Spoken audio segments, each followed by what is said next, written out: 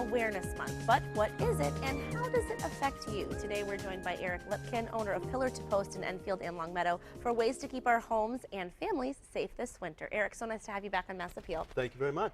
Radon, I've heard of this gas before, but don't really know what it is. What is it? Radon is a naturally occurring soil gas that's made from the breakdown of uranium. So it's a radioactive gas that comes up through the soil. The problem is when you get in concentrated levels, it can become a health hazard. And this is a good time, of course, it's the beginning of the year. It's a good time to know, how does it affect you? How do you test for it? What can you do about it? Sure. So it can be a health hazard, and actually you don't really hear about it very often as being the second leading cause of lung cancer. It is the #2 cause of lung cancer after smoking. It causes more deaths in the U.S.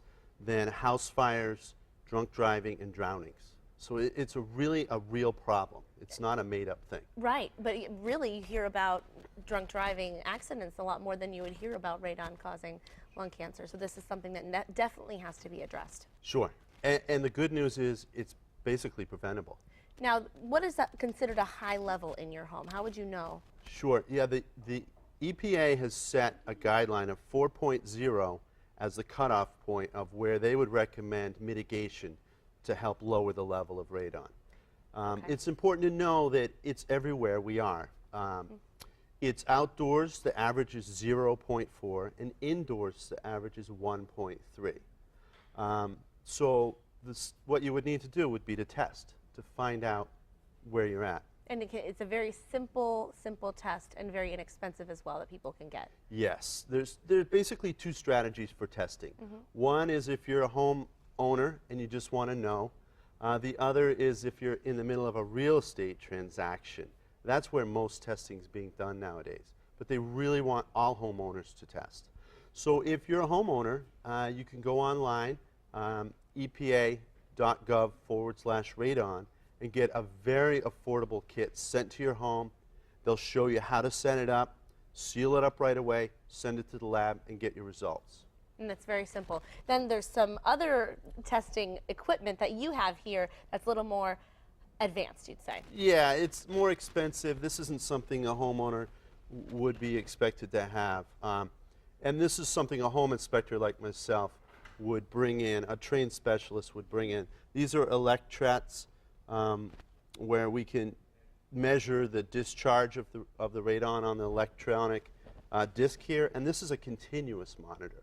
A lot of people like this because it can show if it's been tampered with in a real estate transaction. Gives you hourly readings. Has it been unplugged? Has the temperature dropped?